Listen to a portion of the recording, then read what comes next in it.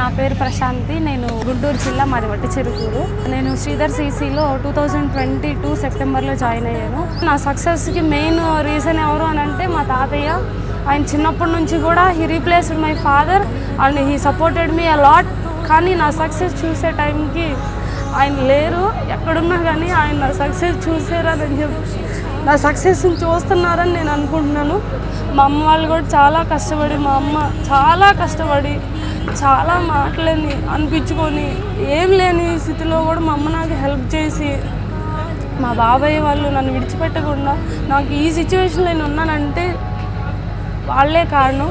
ఒకానొక టైంలో మా రిలేటివ్స్ అనేవాళ్ళు కూడా మమ్మల్ని భోజనానికి పిలవడానికి కూడా, వాళ్ళ ఫంక్షన్స్ పిలవడానికి కూడా మమ్మల్ని పిలవలేదు.